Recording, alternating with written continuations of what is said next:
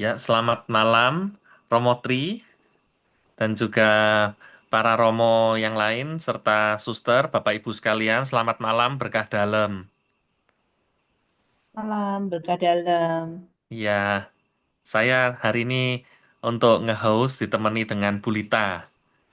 Ya, eh, kemarin kita sudah mempelajari bagaimana di Taman Getsemani penderitaan Yesus sudah mulai di situ ternyata.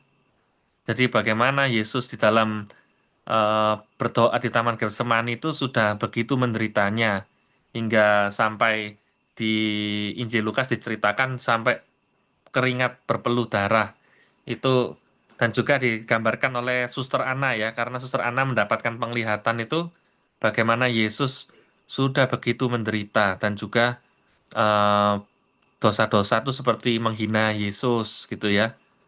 Nah, kita akan melihat lanjutannya bagaimana. Ternyata puncak penderitaannya itu masih belum. Jadi itu baru pembukaan saja. Nah, nanti lanjutannya bagaimana akan dilanjutkan oleh Romo Tri. Terima kasih Romo sudah bersedia untuk memberikan dua sesi. Waduh, kita kalau katanya orang Jerman itu towo dua sesi. Baik, nanti kita akan mulai jam 19 persis ya. Jadi 3 menit lagi akan kita mulai. Mungkin yang di paroki akan mengikuti dengan sedikit lebih terlambat karena di paroki sedang ada misa setelah ibadat jalan salib. Mungkin akan mengikuti 5 menit atau 10 menit berikutnya. Ya, saya sapa dulu. Di sini yang di luar dari paroki Blimbing, mungkin bisa angkat tangan atau boleh buka mic-nya.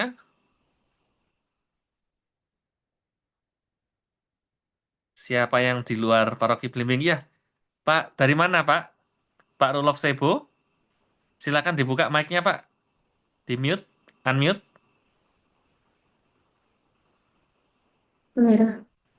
Ya, iya, dari mana Pak Rolof Sebo? Selamat selamat sore. Selamat sore, berkat Ya, dalam. saya dari Paroki Santa Maria Tak Bernoda, Lawang. Oh, itu dari Lawang. Iya. Ya, Terima saya kasih tapi Pak. ya berada di Surabaya sekarang. Wah, Saya dapat lumayan. undangan juga dari Romo Frans untuk mengikuti ini acara ini. Wah, Terima terima kasih. kasih ya Pak. Terima kasih. Terima kasih. Ya, terima kasih. Mungkin dari tempat lain, yang dari luar Blimbing, saya mau Selamat, menyapa. selamat malam Pak Yohanes, Iya, Romotri. selamat Kami malam. dari Novisiat Misericordia dari Wah, Lawang. waduh, suster, ya. Senang sekali suster bisa ikut ya.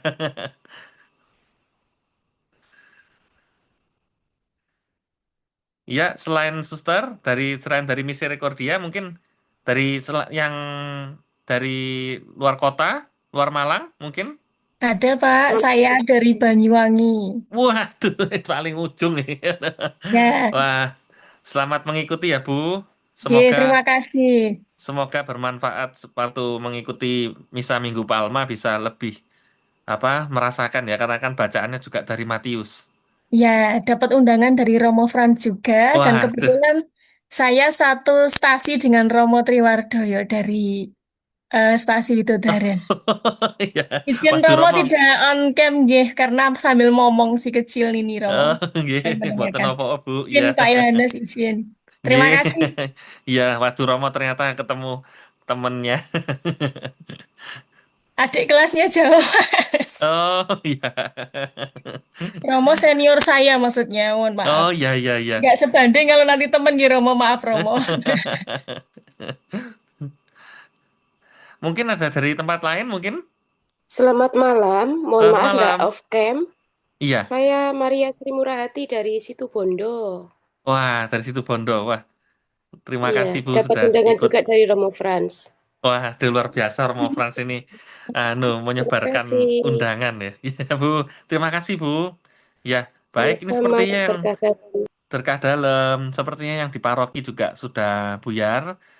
Juga mari kita mulai yang sesi kedua pada malam hari ini. Pak Dedi Dismas juga sudah join. Romo, waktu dan tempat saya persilahkan kepada Romo Tri.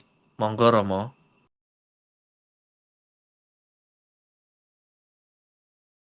Doanya kemarin ya, doa pembukaannya ya. Oh ya, baik-baik. Doa Untuk pembukaan, apa lagi? ya. Doa pembukaan akan saya pimpin. Mari kita mulai dengan tanda kemenangan Kristus. Dalam nama Bapa dan Putra dan Roh Kudus. Amin.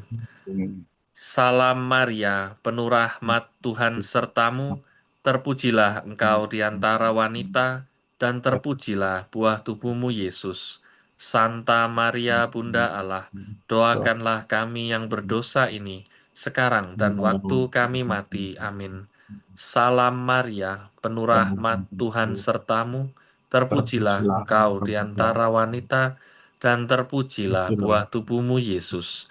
Santa Maria, Bunda Allah, doakanlah kami yang berdosa ini, sekarang dan waktu kami mati. Amin.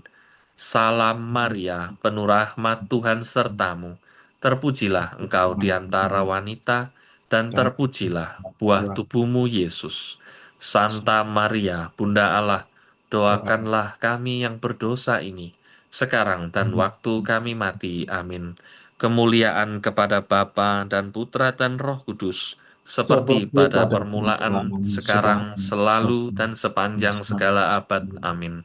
Terpujilah nama Yesus, Bunda Maria, dan Santo Yosef, sekarang dan selama-lamanya. Allah Bapa yang Maha Baik, kami bersyukur karena Engkau telah mengumpulkan kami semua di ruang virtual ini untuk mendalami kisah sengsara Tuhan kami Yesus Kristus menurut Matius melalui hamba-Mu Romo Tri. Kami serahkan seluruh rangkaian acara ini dari awal sampai dengan akhir ke dalam penyelenggaraan tangan-Mu. Berkatilah pula agar selama webinar berlangsung tidak ada gangguan koneksi internet dan juga gangguan yang lain. Demi Kristus Tuhan pengantara kami, yang hidup dan berkuasa bersama Dikau dan Roh Kudus, Allah sepanjang segala masa. Amin. Amin. Dalam nama Bapa dan Putra dan Roh Kudus. Amin. Silahkan Romo. Baik, terima kasih Yohan dan selamat malam semua saudara-saudara. Kita berjumpa lagi. Rasanya cepat sekali ya kita bertemu kemarin malam dan sekarang sudah ketemu lagi. Terasa cepat sekali dan pada malam hari ini seperti dikatakan Yohan tadi kita akan melanjutkan kisah sengsara Yesus menurut Injil Matius. Kemarin kita sudah sampai pada adegan di mana Yesus berdoa di Bukit Zaitun yang terletak di Taman Getsemani. Dan kita juga sedikit dibantu oleh penglihatan dari Suster Anna Katarina Emmerich, bagaimana isi doa dan apa yang terjadi selama Yesus kurang lebih 1 jam ya berdoa sendirian. Baik, izinkan saya untuk share PowerPoint.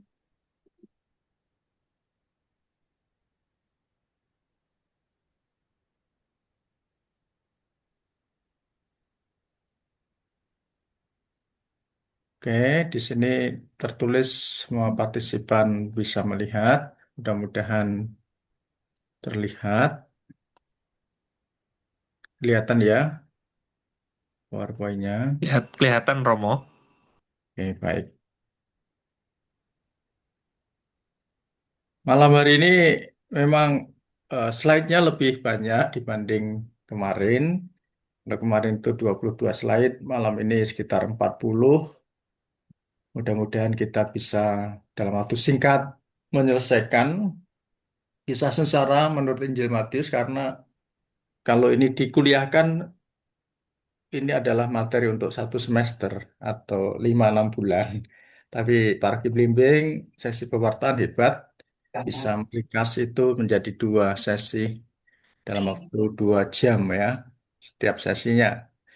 Baik, Mari kita lihat adegan berikutnya, yaitu dari Matius bab 26, ayat 47 sampai 56, di mana Yesus ditangkap. Saya bacakan teksnya dulu. Waktu Yesus masih berbicara, datanglah Yudas, salah seorang dari ke-12 murid itu, dan bersama-sama dia serombongan besar orang yang membawa pedang dan pentung, disuruh oleh imam-imam kepala dan tua-tua bangsa Yahudi. Orang yang menyerahkan dia telah memberitahukan tanda ini kepada mereka. Orang yang akan kucium itulah dia, tangkaplah dia. Dan segera ia maju mendapatkan Yesus dan berkata, "Salam Rabi," lalu mencium dia. Mari kita lihat cara mendalam.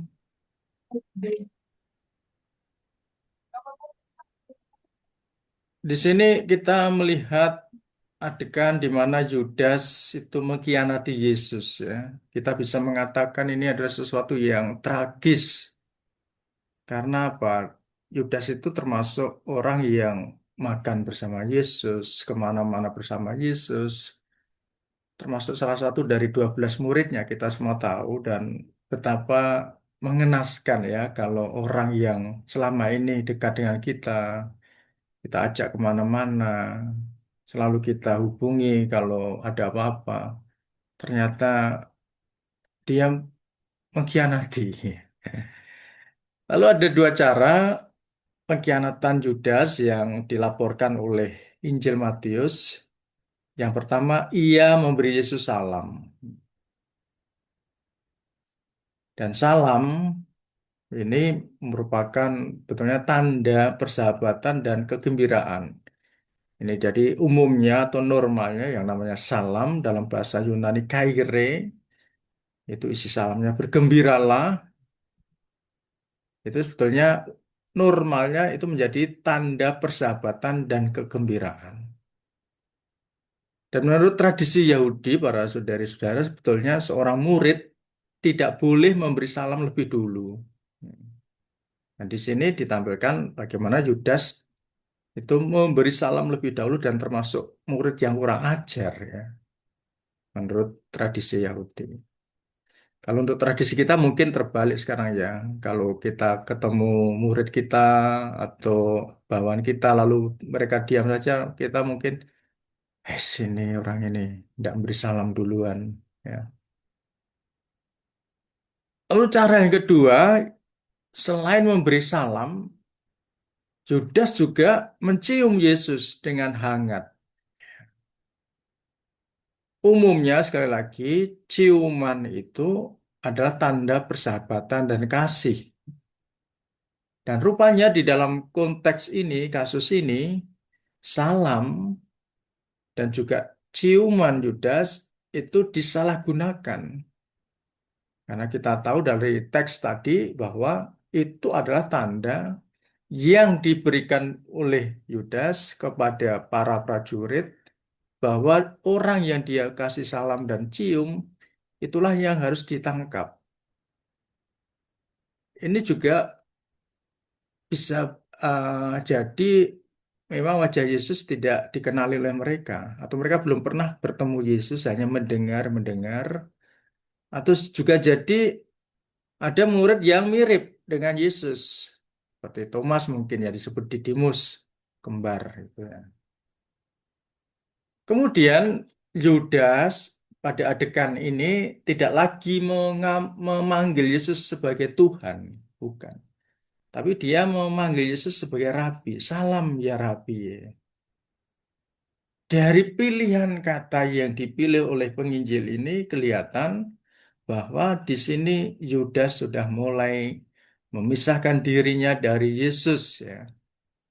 Sudah berada di luar, bukan di circle-nya lagi.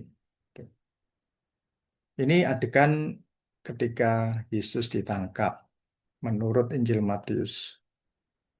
Apa reaksi Yesus? Yesus berkata, "Hei teman, untuk itukah engkau datang?"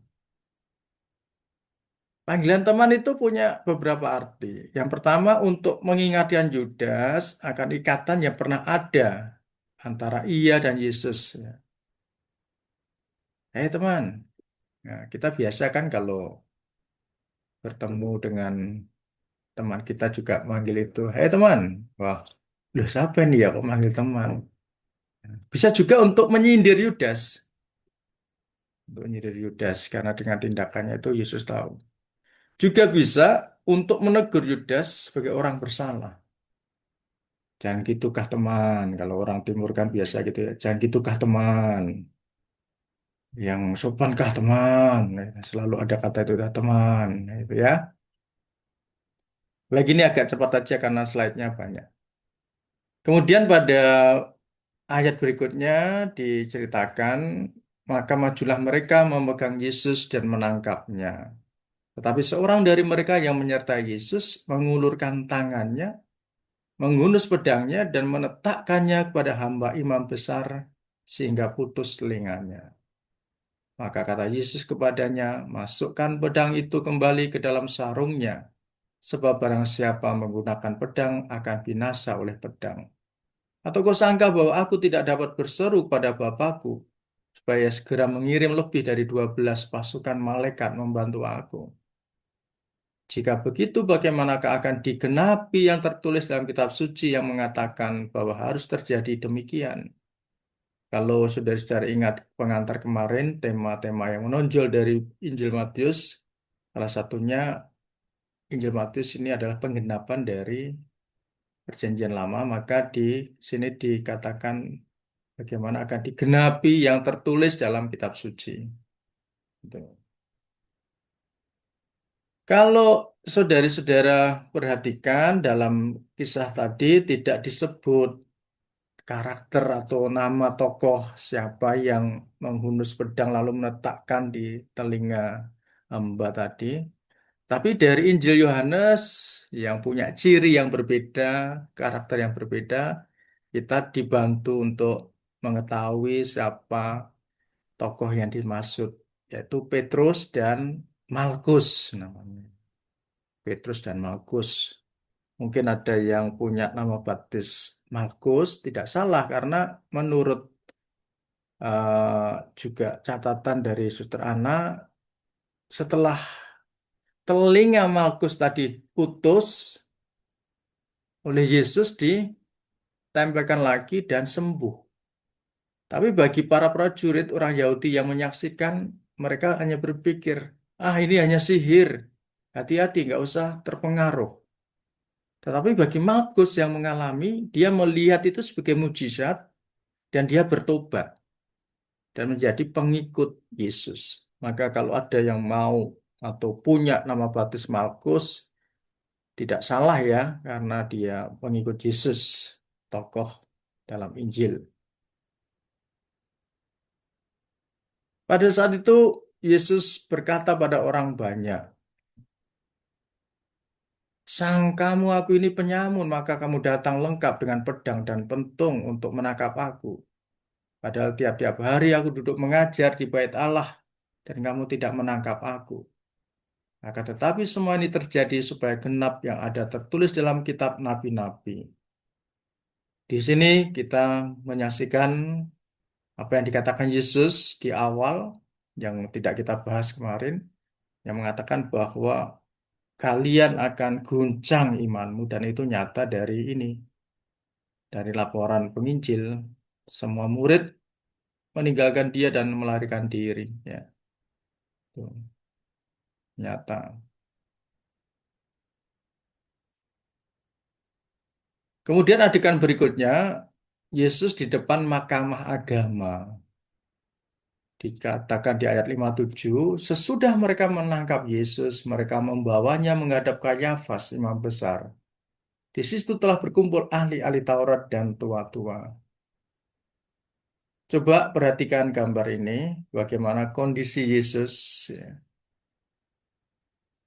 ketika di hadapan Kayafas. Sudah dalam keadaan terluka.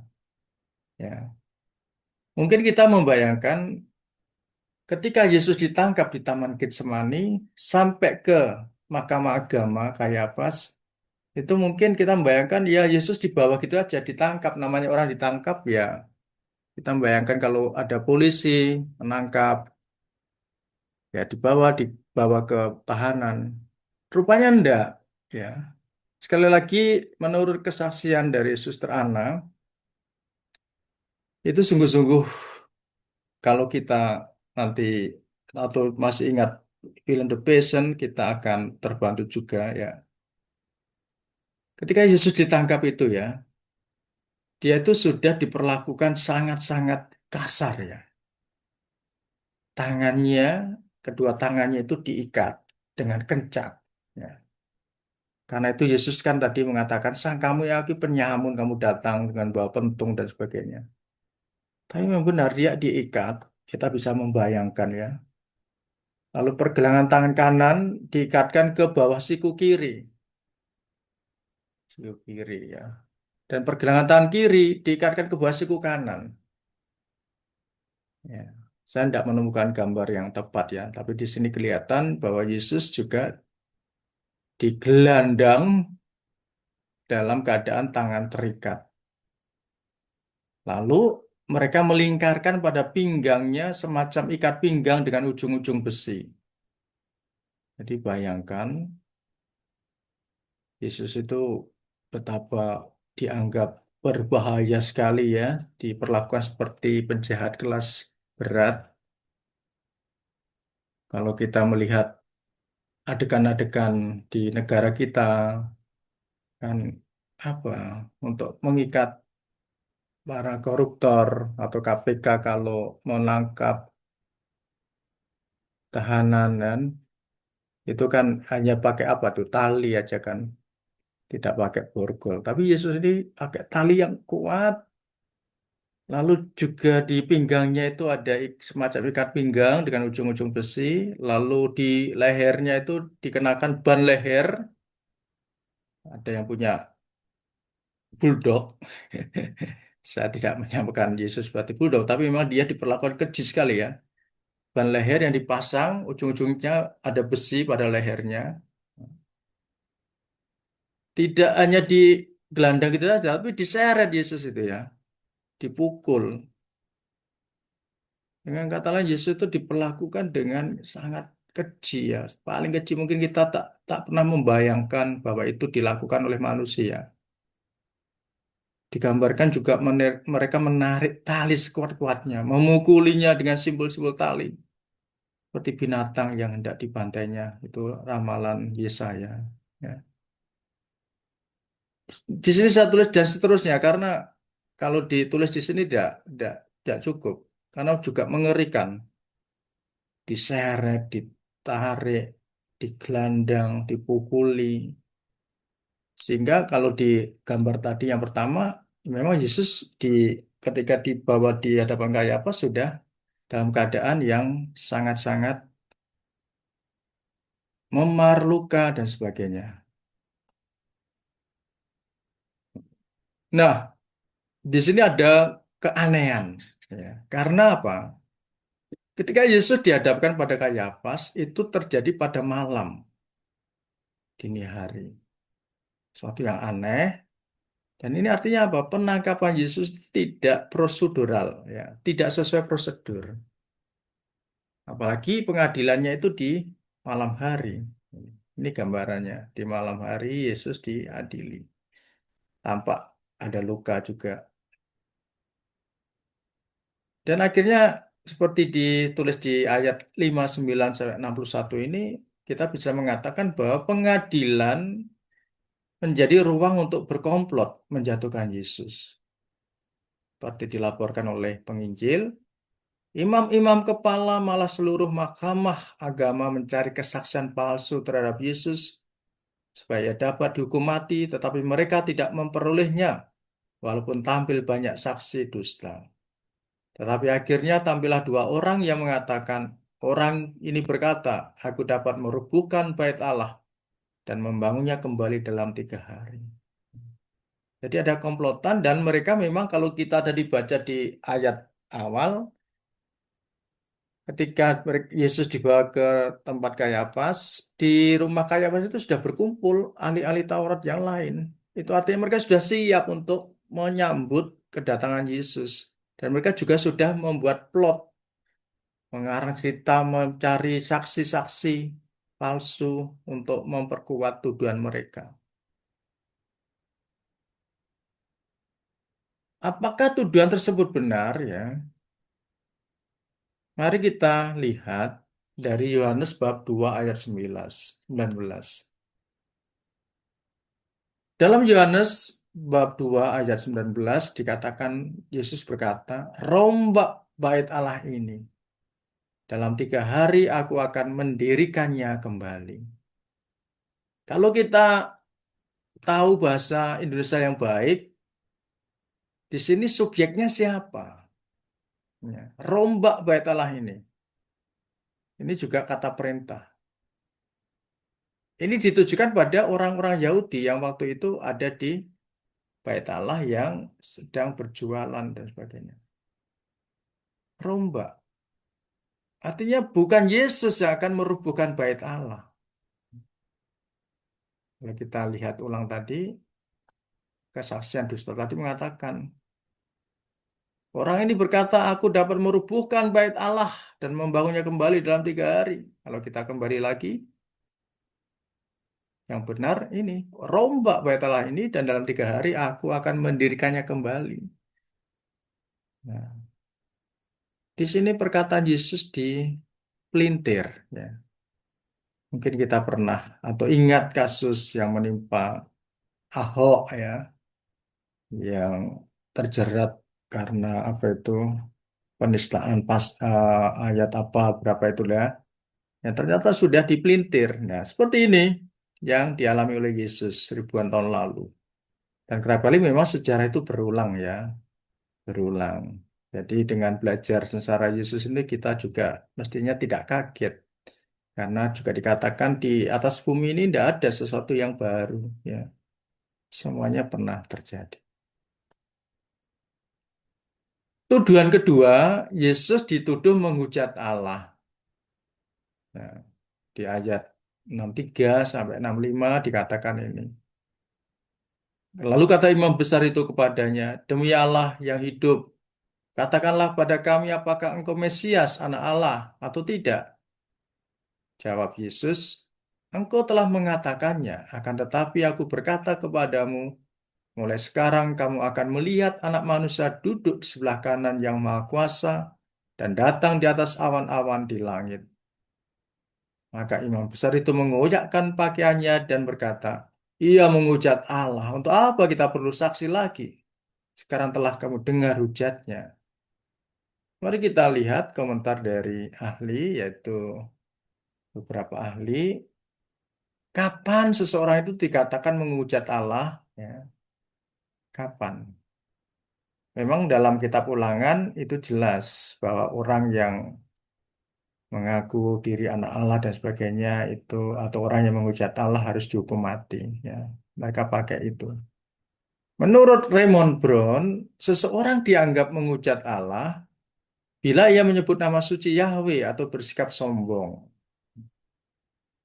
Apakah di sini Yesus sombong? Bisa jadi karena dia mengatakan sebagai anak Allah. Tapi apakah ini salah? Ya tidak, karena Yesus anak Allah. Ya. Lalu Saburing dan Slakenberg mengatakan Yesus dianggap menghujat Allah karena ia menganggap diri layak mendapat kedudukan begitu tinggi di sisi Allah dan kekuasaan sebagai hakim. Ya, dianggap oleh imam kepala. Dan kenyataan memang benar Yesus adalah layak ya. Harrington mengatakan bahwa makna menghujat ini adalah dalam arti sempit dan teknis. Artinya apa? Yesus bukan menghujat Allah karena ia tidak menyebut nama suci Allah Israel. Jadi kesimpulannya, Yesus tidak bisa dituduh menghujat Allah. Pertama, memang Yesus sendiri adalah anak Allah atau Allah. Kalau dia mengatakan aku anak Allah, aku dan Bapa satu, tidak salah. Karena itu, kalau kita ingat pesan dari Injil Matius yang mau menampilkan Yesus sebagai orang benar yang diperlakukan tidak adil, kita bisa mengatakan bahwa hukuman mati atasnya itu tidak adil. Karena tuduhan tadi mau merubuhkan bait Allah, itu tidak benar. Yesus menghujat Allah juga tidak benar. Ini dua tuduhan yang diajukan oleh mereka. Lalu adegan Petrus menyangkal Yesus tidak ada sesuatu yang terlalu istimewa atau sulit untuk dipahami, maka di sini saya tidak memberikan komentar, ya,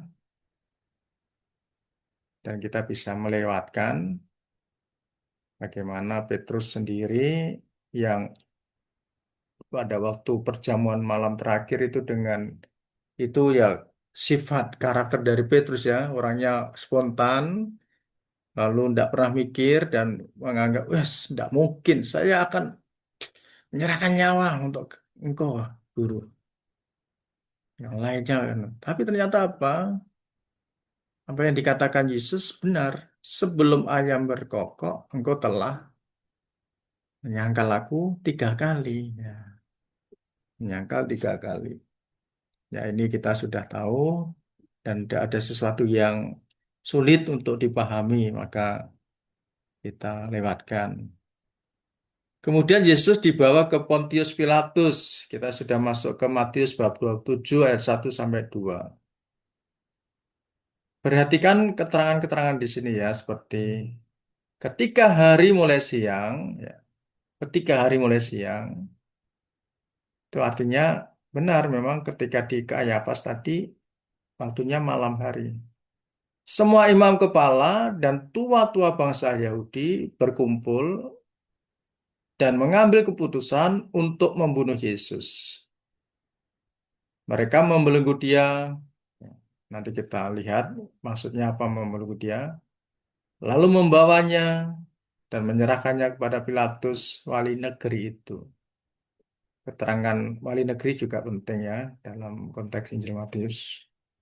Ya, dimaksud membelenggu dia itu apa? Nah, sementara menunggu waktu tadi, fajar atau siang, sebelum Yesus dibawa ke hadapan Pontius Pilatus, rupanya Yesus dikurung dalam penjara bawah tanah. Ya, dan kurang lebih itu 1 jam.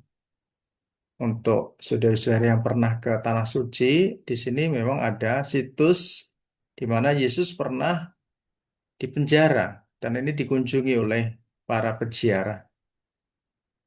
Yesus dipenjara di bawah tanah. Digambarkan bilik penjara Yesus berukuran kecil.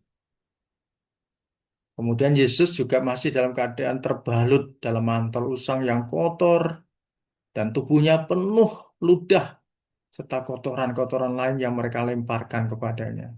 Ya, ini. Jadi sambil tadi kata membelenggu di Yesus itu artinya dia dimasukkan ke dalam penjara. Ya. Ini foto penjara yang sekarang jadi tempat situs ziarah. Dan rupanya selama di penjara, para musuh Yesus tidak membiarkannya beristirahat barang sejenak. Ya. Mereka membelenggunya ke sebuah pilar yang berdiri di tengah penjara dan tidak membiarkannya menyadarkan diri. Lalu juga mereka terus menyiksa tanpa henti. Lalu yang 1 atau 2 Al-Qudus capek, ganti Al-Qudus yang lain. Ya.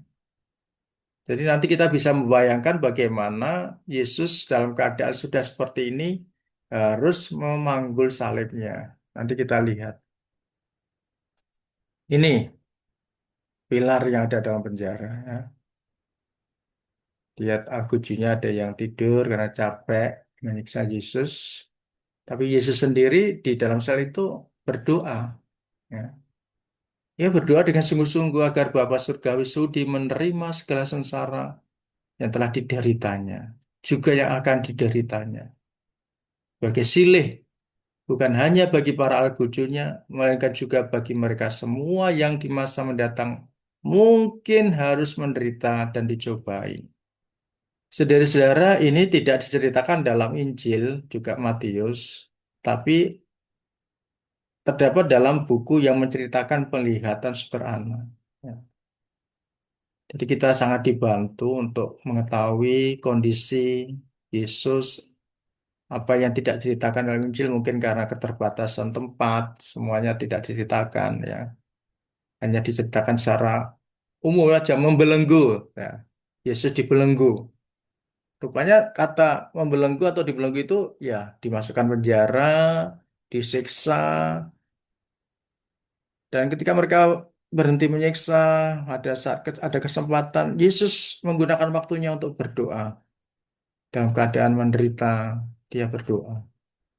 Dia berdoa bukan untuk dirinya sendiri ya, tapi untuk silih,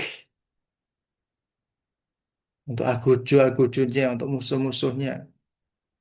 Dan ini Yesus sungguh-sungguh menerapkan, mempraktekkan apa yang diajarkan. Nenek moyang kita mengatakan, bencilah musuh-musuhmu. Tapi saya berkata, kasihilah musuh-musuhmu, berdoalah bagi musuh-musuhmu. Dan ini dilakukan Yesus di saat-saat Yesus mengalami penderitaan. Kalau kita kan cenderungnya ya mengumpat musuh kita. Dan juga Yesus berdoa untuk kita ya. Ini dikatakan untuk semua, mereka semua yang di masa mendatang mungkin harus menderita atau dicobai. Jadi kalau kita saat ini kuat menjalani penderitaan, pencobaan, ya kita berterima kasih pada Yesus yang telah mendoakan kita. Kalau di Yohanes ini di- diceritakan sebelum memasuki masa sengsara, Yesus berdoa untuk para muridnya. Ya. Nah, sekarang kita melihat, nah tadi kan ceritanya ini agak alurnya agak apa namanya terganggu oleh adegan Yudas ini ya. Tadi ayat 1 sampai 2 itu Yesus diceritakan di hadapan dibawa ke Pontius Pilatus, lalu nanti setelah ayat 10 ini kita kembali lagi ke situ. Nah, di antara tadi perjalanan Yesus mau ke Pontius Pilatus dan sampai ke Pontius Pilatus ada diceritakan semacam sisipan laporan tentang Yudas yang menyesal dan bunuh diri.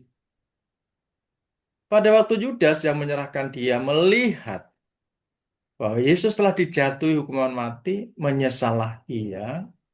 Lalu ia mengembalikan uang yang 30 perak itu kepada imam-imam kepala dan tua-tua dan berkata, aku telah berdosa karena menyerahkan darah orang yang tak bersalah. Tapi jawab mereka, apa urusan kami dengan itu? Itu urusanmu sendiri. Maka ia pun melemparkan uang perak itu ke dalam bait suci, lalu pergi dari situ dan menggantungkan diri. Ya, menggantungkan diri. Yang menjadi persoalan para ahli itu, ini saya kutip dari buku Monsieur Pitt, itu soal melihat tadi ya, melihat bahwa Yesus dihukum mati. Apakah Yudas di sini benar-benar melihat langsung keputusan bahwa Yesus dijatuhi hukuman mati atau tidak, atau hanya dengar dari cerita? Ada dua kemungkinan. Yang pertama, bisa jadi ia tahu hal itu, atau dia menyimpulkan hal itu karena Yesus dibawa ke wali negeri. Tadi catatan oleh Matius tadi yang menyebut Pontius Pilatus dan ada keterangan wali negeri itu penting untuk menyebut kedudukan dan juga legalitasnya. Nah, penjahat atau terhukum yang dibawa ke wali negeri ya, atau ke Pilatus itu artinya apa? Artinya mereka meminta supaya dihukum mati. Sudah mentok. Kalau sudah dibawa ke Pilatus itu artinya sudah. Berarti ini nasibnya sudah mati. Nah, bisa jadi Yudas menyimpulkan dari tindakan mereka yang membawa Yesus ke wali negeri Pontius Pilatus. Yang kedua, kemungkinan kedua menurut Clement Stock, dia menafsirkan bisa jadi Yudas itu mengikuti jalannya sidang pengadilan di mahkamah agama Yahudi tadi ya. Jadi dari awal misalkan dari Getsemani kita bisa membayangkan Yudas tetap ikuti apa yang terjadi pada Yesus. Lalu Yesus dibawa ke Kayafas, Yesus diadili. Nah, lalu keputusan mereka untuk membunuh itu diketahui oleh Yudas karena dia sendiri tahu mengikuti jalannya itu. Ya, pendapat yang kedua ini sebetulnya sama ya, sejalan dengan apa yang dilihat oleh Suster Anna Katarina Emmerich. Ya. Dalam penglihatan dia juga melihat Yudas itu naik turun melihat peristiwa-peristiwa itu. Tetapi Monsieur Pitt dalam bukunya itu lebih ke nomor satu ini. Saudara-saudara memilih yang mana terserah, ini namanya tafsir ya. Ini ilmu tafsir itu seperti itu, tidak ada yang mutlak dalam ilmu tafsir. Pasti ini, enggak. Kalau seperti itu sudah ini namanya fundamentalisme ya. Harus ini, pasti ini. Enggak, kita tidak punya rumus seperti itu. Yudas itu menyesal, ya. Ini pusing ini, enggak punya uang ini. Pegang kepala habis lebaran, habis Imlek terus itu lebaran, aduh tambah Imlek harus ngasih angpo, lebaran ngasih THR, pusing. Saldo tidak dianut, ada kata maaf, saldo Anda tidak cukup. Yudas menyesal karena telah menyerahkan nyawa orang yang tidak bersalah. Ya, lo coba perhatikan ingat pesan yang mau disampaikan oleh penginjil Matius. Dia mau menampilkan Yesus sebagai orang yang tak bersalah, sebagai orang benar yang diperlakukan tidak adil. Dan di sini nampak dari ini Yudas menyesal karena telah menyerahkan nyawa orang yang tidak bersalah atau orang benar. Kalau kita bandingkan dengan Petrus yang telah menyangkal Yesus, sama-sama berdosa sebenarnya ya. Menyangkal Yesus, menjual Yesus, sama-sama berdosa. Tapi Petrus menyesal, menangis dia ketika ingat setelah mendengar kokok ayam, ya. Dan dia ingat apa yang dikatakan Yesus, apalagi ketika itu Yesus juga sempat memandang Petrus dengan penuh welas asih, ya kan, bener kan? Nah, Petrus pergi menangis, dan dia menyesal dan bertobat kembali ke jalan yang benar. Sedangkan Yudas itu berakhir dengan bunuh diri. Apakah benar Yudas bunuh diri dengan menggantungkan diri? Karena dalam kisah itu juga diceritakan bahwa Yudas itu jatuh dari pohon dan perutnya terurai. Nah, kalau Monsieur Pitt mencoba menyatukan pendapat ini, ya mungkin Yudas itu berusaha untuk gantung diri di sebuah pohon yang tinggi, tapi dahannya patah, nah, batangnya patah, sehingga dia jatuh dan perutnya terurai dan mati. Nah, bisa dua-duanya bisa benar. Yang awalnya mungkin rencananya dia gantung diri, tapi mungkin dia ndak teliti dalam memilih ya batang pohon. Nah, ini juga kita tidak bisa memastikan. Tetapi yang dikisahkan dalam Matius memang dia bunuh diri dengan cara gantung diri. Ya.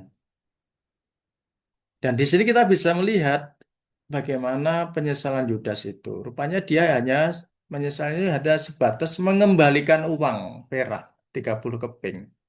Hanya sebatas itu ke para imam kepala dan tua-tua. Tentunya ada juga memang tidak dijelaskan ya di sini mengapa Yudas itu mengkhianati Yesus. Bisa juga karena dia kecewa, karena Yesus tidak seperti yang dia harapkan. Kemarin kita kan sudah membahas juga soal Mesias. Karena Mesias yang dia harapkan itu ya yang datang membebaskan bangsa Israel dari penjajah Romawi. Tapi rupanya enggak. Maka dia kecewa. Dan memang ini kerap terjadi dan banyak tokoh-tokoh karismatik yang mati di tangan pengikutnya sendiri. Seperti Mahatma Gandhi, lalu siapa lagi. Mati di tangan pengikutnya sendiri. Termasuk Yesus. Lalu kembali setelah kita disodori kisah tentang Yudas yang mati dengan gantung diri, kembali ke kisah Yesus diadili Pilatus. Matius bab 27 ayat 11 sampai 26. Lalu Yesus dihadapkan kepada wali negeri dan wali negeri bertanya kepadanya, "Engkaukah raja orang Yahudi?" Jawab Yesus, "Engkau sendiri mengatakannya." Ya. Dalam Injil Matius, dalam kisah sengsara pada umumnya Yesus diceritakan bungkam 1000 bahasa ketika ditanya. Tetapi menyangkut identitasnya, Yesus harus bicara. Karena ini ada sesuatu yang penting, ya. Jadi Yesus menjawab pertanyaan di atas karena ini menyangkut jati dirinya sebagai Mesias. Tapi itu pun dijawab secara diplomatis. Engkau sendiri mengatakannya. Lalu telah menjadi kebiasaan bagi wali negeri di sini yaitu Pontius Pilatus, ya, untuk membebaskan satu orang hukuman pada tiap-tiap hari raya atas pilihan orang banyak. Karena mereka sudah berkumpul di sana, Pilatus berkata kepada mereka, "Siapa yang kamu kehendaki kubebaskan bagimu? Yesus Barabas atau Yesus yang disebut Kristus?" Kemarin saya juga sudah melihat nama Yesus Yosua itu nama yang umum. Kalau di sini Slamet atau Anton, banyak sekali, ya. Dan itu di zaman dulu juga ada Yesus. Maka ada nama belakang Yesus Barabas. Dan di sini juga Yesus yang disebut Kristus. Betulnya dengan tindakan ini ada tindakan untuk membebaskan salah satu tahanan pada pada perayaan Paskah. Betulnya Pilatus itu punya niat untuk membebaskan Yesus, ya. Dia itu berharap rakyat memilih memilih Yesus karena Pilatus juga tahu bahwa Yesus itu orang benar. Tetapi atas hasutan itu dekat dengan kata setan, hasatan bahasa Ibraninya hasatan untuk menyebut setan iblis. Atas hasutan imam-imam kepala dan tua-tua Yahudi, rakyat memilih Barabas. Betulnya di sini ada permainan kata, ya. Barabas itu artinya dari bahasa Aram, bar itu anak, aba itu bapak. Jadi anak bapak. Jadi sama dengan Kristus, Yesus ini juga anak bapak. Ya.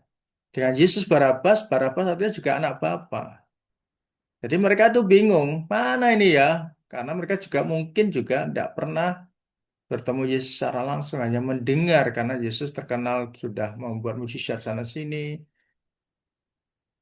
Nah, mereka mungkin juga bingung mana. Tapi mereka dihasut oleh tua-tua, imam-imam. Mungkin diberi uang juga, ya, tidak sekedar dihasut. Kamu pilih ini enggak, mungkin dikasih uang dan sebagainya. Ini sehingga mereka nantinya akan memilih Yesus Barabas atau Barabas.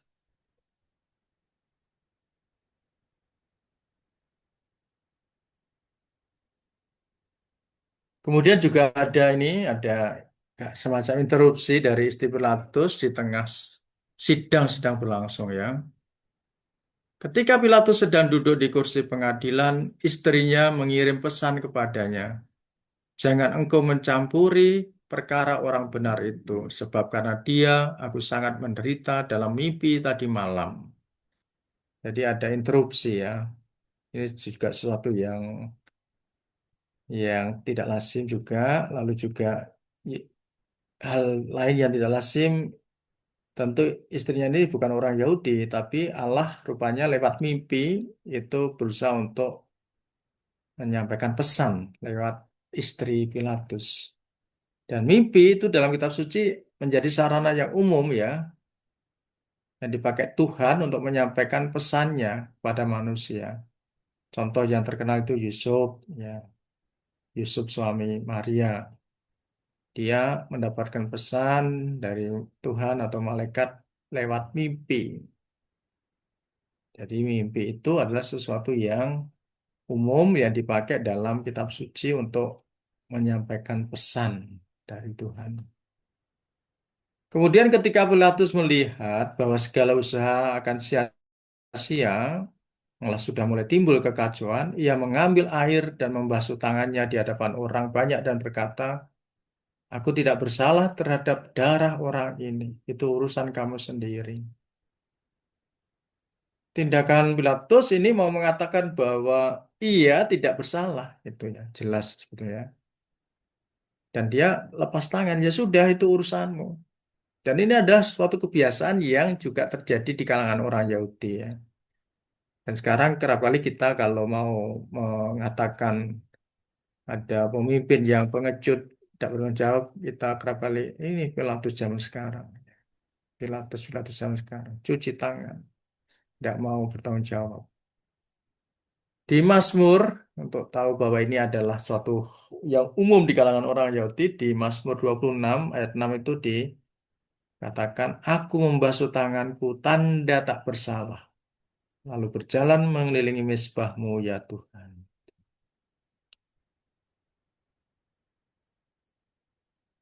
Adegan berikutnya, Yesus diolok-olok para serdadu.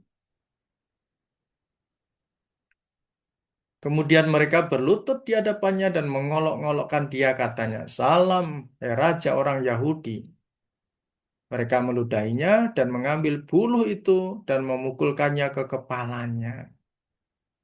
Sesudah mengolok-ngolokkan dia, mereka menanggalkan jubah itu daripadanya dan mengenakan pula pakaiannya kepadanya. Di sini mereka memakai simbol-simbol seorang raja ya. Apa yang dikenakan Yesus itu mau mengatakan ini simbol. Karena Yesus memang diolok. Karena Yesus kan mengaku anak Allah, raja. Simbolnya apa saja? Mahkota duri ya. Jadi ini kan olokan. Jadi mahkotanya bukan mahkotanya dari emas atau permata, tapi mahkota duri. Lalu jubahnya warna merah ya. Buluh sebagai tongkat raja ini. Buluh. Lalu Yesus diperlakukan secara tidak manusiawi, diludahi dan dipukuli. Kita bisa membayangkan bagaimana mereka semalaman tidak tidur, tidak mandi, tidak sikat gigi, ya. Mungkin nginang atau apa, terus meludah. Uh, Gimana rasanya?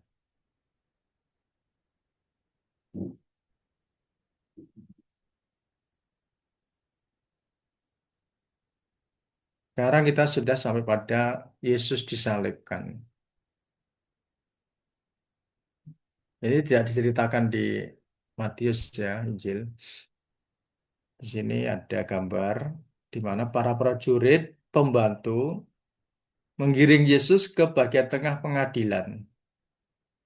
Sementara para hamba mencampakkan salib di depan kakinya. Ya. Kalau kita lihat di sini ada Yesus juga mungkin ada ini ya, penyamun. Perhatikan salibnya itu bukan salib yang mungkin seperti kita bayangkan dalam bentuk ya sudah salib seperti yang kita punya. Tapi yang dipikul Yesus itu hanyalah palang. Ya, palangnya saja. Horizontal seperti di foto ini. Hanya palangnya saja. Tapi itu berat. Ya. Tetapi lihat sikap Yesus. Di sini tadi kan dikatakan para hamba mencampakkan salib di depan kakinya.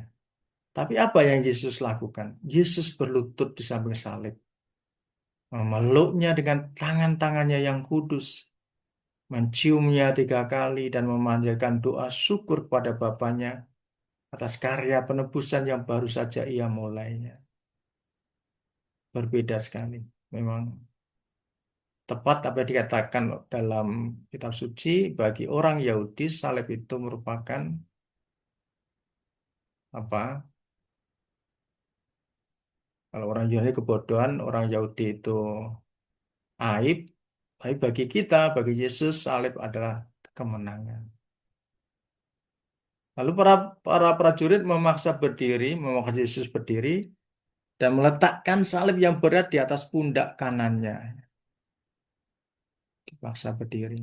Kita bisa membayangkan di sini dari Taman Getsemani kemarin, ketika ditangkap, Yesus sudah disiksa, diikat, diseret, lalu juga selama perjalanan jatuh dengan luka, tidak istirahat, dan sekarang harus memanggul salib, memikul salib dalam keadaan seperti itu.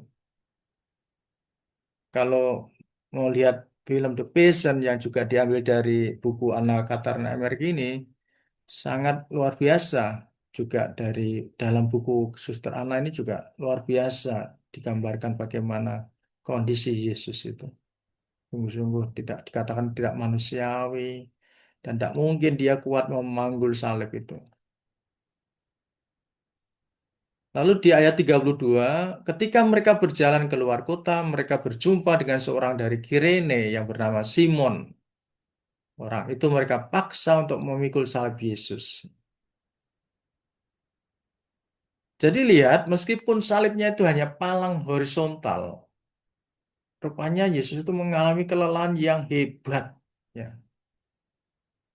Untuk itu para serdadu Romawi rupanya juga takut jangan-jangan Yesus mati sebelum disalib. Maka mereka memaksa Simon yang baru datang dari luar kota, dikatakan dari Kirena, untuk memanggil salib Yesus, memanggul salib Yesus. Dan memang di dalam perjanjian baru itu ada kebiasaan di mana para serdadu itu mempunyai hak untuk memaksa rakyat atau orang sipil, orang kecil, untuk melakukan sesuatu bagi mereka. Jadi memang ya arogansi para serdadu, para pejabat itu sudah ada sejak dulu ya, memaksa orang kecil, memaksa rakyat itu ada. Dan sekarang kita bisa melihat wajah-wajah baru cara mereka memaksa rakyat, ya. Banyak macamnya. Dan ini motivasinya tadi ya, Simon dipaksa karena mereka takut Yesus itu keburu mati. Karena kita bisa bayangkan kondisi Yesus itu sungguh-sungguh lemah, tidak tidur, disiksa, dan sebagainya. Klik anu kelihatan dulu. Ya Allah. Maka sampailah mereka di suatu tempat yang bernama Golgota nih. Artinya tempat tengkorak. Nah, kita sudah sampai pada hampir penghujung ya dari tema kita dari Getsemani ke Golgota. Di dalam Injil Matius memang singkat sekali ya penceritanya. Jadi mereka sudah sampai di tempat yang bernama Golgota, itu bahasa Ibrani yang artinya tengkorak. Sebetulnya jarak dari Istana Pilatus, tempat Yesus tadi dibawa ke pengadilan Pontius Pilatus, sampai Golgota ini dekat ya. Sekitar 600 atau 650 meter. Dekat sekali. Setengah kilo. Tapi berhubung Yesus kondisinya sudah seperti tadi itu. Lemah, luka, tidak tidur, tidak sarapan, tidak makan, tidak ngopi. Ya, meskipun palangnya itu hanya horizontal, ya berat bagi Yesus. Dan jangan dibayangkan jalannya 600 meter ini jalannya mulus, enggak, berbatu. Ya. Kemudian nama lain dari Golgota ialah Kalvari. Oh ya, ini tadi Golgota itu artinya tempat tengkorak. Kalau saudara-saudara lihat ini adalah seperti tengkorak kan. Nah, seperti tengkorak. Betulnya Suster Ana juga punya punya cerita yang menarik tentang Gunung Kalvari atau Golgota ini yang kelihatan seperti tengkorak. Karena sebetulnya di sini ada apa makam dari Adam. Dipercaya ini adalah bagian dari ya kayak tengkoraknya Adam dan sebagainya. Tapi itu ya cerita yang bisa dipercaya bisa tidak. Hanya untuk menjelaskan asal-usul Bukit Kalvari. Jadi nama lain dari Golgota itu ialah Kalvari. Puncak Kalvari bentuknya melingkar seperti tempat pacuan kuda. Ya, puncaknya itu lingkar seperti pacan kuda. Sekelilingnya dibentengi tembok yang rendah, lalu ada 5 pintu masuk yang terpisah. Ya, ada 5 pintu. Saya belum pernah ke situ. Ya, kalau ada kesempatan juga saudara-saudara mungkin ada yang pernah ke situ, bisa melihat ini, mengecek. Lalu angka 5 ini memang lazim dipakai untuk melambangkan 5 luka-luka juru selamat kita yang kudus yang akan membukakan bagi kita pintu gerbang surga. 5. Diceritakan di ayat 34, lalu mereka memberi dia minum anggur bercampur empedu. Setelah ia mengecapnya, ia tidak mau meminumnya. Nah, apa arti anggur bercampur empedu ya? Anggur dicampur empedu, entah empedu apa ini ya. Bisa jadi ini adalah minuman yang memabukkan untuk meringankan penderitaan seseorang. Dan ini biasa dipakai oleh atau diberikan pada para penjahat yang akan dihukum mati atau menjalani hukuman berat supaya penderitaan mereka diringankan. Ya. Karena itu Yesus menolak tidak meminum, ya, karena dia mau total. Beda lagi dengan pendapat Matthew Henry. Dia berpendapat bahwa dengan memberikan anggur bercampur air empedu, ini sebetulnya untuk menambah penderitaan Yesus. Supaya tambah penderitaannya. Sedangkan Matera, ahli lain itu mengatakan ini hanya untuk mengolok-olok Yesus saja. Ya. Untuk mengolok-olok Yesus.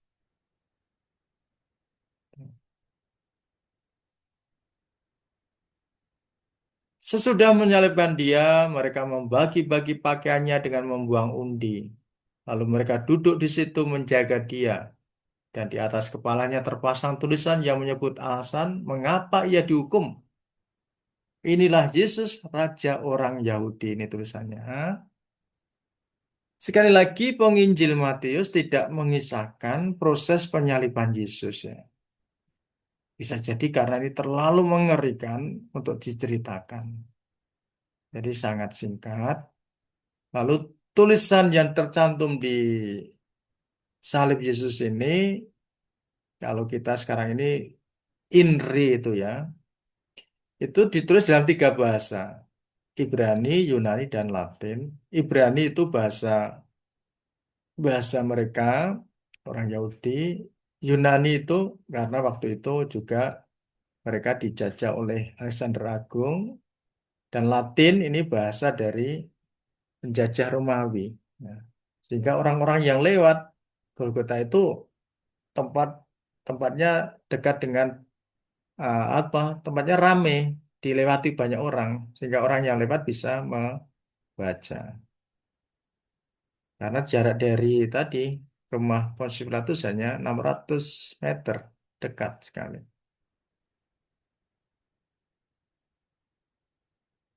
Nah, setelah itu di ayat 38 sampai 44 ini diceritakan bagaimana Yesus mendapatkan ejekan. Jadi penderitaan Yesus itu belum selesai dengan disalib. Sudah disalib, diejek lagi. Ya. Di Getsemani Yesus diejek setan. Di sini Yesus diejek oleh 3 kali ya oleh orang-orang yang lewat. Engkau yang mau merubuhkan bait suci dan mau membangunnya kembali dalam 3 hari, selamatkanlah dirimu jikalau engkau anak Allah. Turunlah dari salib itu. Ini orang-orang yang lewat ini tahu apa sebetulnya ya? Mereka kok menghujat. Nah, itu memang biasa ya kalau kita eh, ketemu maling motor yang ketangkap itu kan kita juga ikut-ikutan mengejek ya. Ikut-ikutan menghujat. Nah, ini orang-orang lewat ini ikut-ikutan rupanya menghujat Yesus. Lalu Yesus juga dihujat oleh imam-imam kepala, ahli-ahli Taurat, dan tua-tua. Mereka mengolok-olokkan dia dan berkata, orang lain ia selamatkan, tapi dirinya sendiri tidak dapat ia selamatkan. Ya Raja Israel, baiklah ia turun dari salib itu dan kami akan percaya kepadanya. Ia menaruh harapannya pada Allah. Baiklah Allah menyelamatkan dia. Jikalau Allah berkenan kepadanya karena ia telah berkata, Aku adalah anak Allah. Jadi ini isi olok-olokan dari para imam kepala, ahli Taurat dan tua-tua. Tidak berhenti pada mereka. Penyamun yang disalib bersama Yesus pun namanya Dismas dan Gemas ya. Ini menurut kisahnya ini sebetulnya penyamun ini pernah ketemu keluarga Kudus ketika mereka mengungsi ke Mesir. Ya, pernah ketemu waktu Yesus masih bayi. Itu ceritanya ya. Kita tidak tahu benarnya. Mereka juga mengolok-olok Yesus dan mencela. Nah, dari tiga ajakan ini dan semuanya mirip ya. Mereka itu mengejek dan menantang Yesus untuk menyelamatkan diri dengan cara turun dari salib. Kalau memang dia itu raja dan anak Allah, gitu. Kan Yesus tujuannya itu mengaku raja, mengaku anak Allah. Kalau itu memang benar ya harusnya Yesus engkau bisa turun, bisa menyelamatkan diri. Nah, sekarang kok tidak. Ini penderitaan Yesus ya. Sudah menderita, sudah disalib, masih diejek lagi disalib. Lalu Yesus wafat. Ya. Diceritakan di ayat 45, mulai dari jam 12 kegelapan meliputi seluruh daerah itu sampai jam 3. 3 jam itu Yerusalem dalam kondisi gelap. Lalu coba mari kita lihat artinya apa.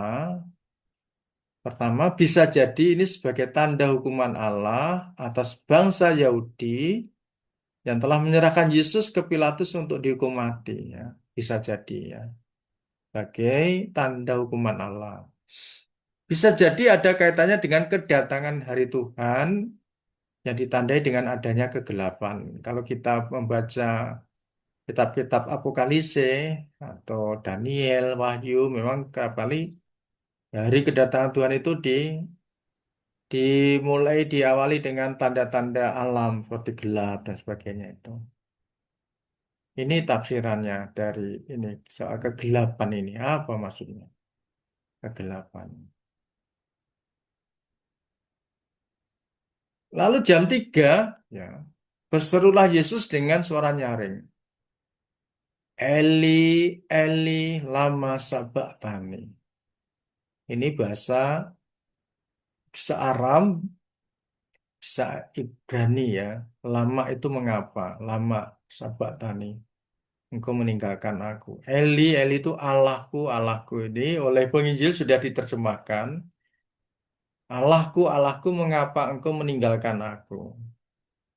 Kalau bahasa Aramnya Eloi, Eloi ya. Eloi, Allahku, Allahku, lama sabachthani. Apakah seruan Yesus ini tanda keputusasaannya atau untuk menunjukkan sisi manusiawinya? Ini kita boleh bertanya. Kenapa Yesus berseru? Apakah dia putus asa atau bagaimana? Menurut para ahli, kemungkinan seruan Yesus itu merupakan ungkapan doa yang intensif yang keluar dari lubuk hati terdalam, seperti Mazmur 22. Ya. Jadi ini bentuk doa yang mendalam ya. Kalau kita menderita, mungkin kita bisa menyebut Tuhan. Allahku, Allahku, mengapa engkau meninggalkan aku? Ya. Jadi kita bisa menafsirkan seruan Yesus yang punya Eli, Eli lama sabachthani ini sebagai bentuk doa yang mendalam yang keluar dari hatinya. Lalu penggunaan kata Eli ini membuat para pendengarnya mengejek dia karena dikaitkan dengan nama Elia. Dengar dia memanggil nama Elia. Mari kita tunggu apakah dia akan datang. Ya, sekali lagi, Eli bahasa Ibrani itu artinya Allahku. Atau El itu Allah. Kalau diberi akhiran I, Eli itu Allahku.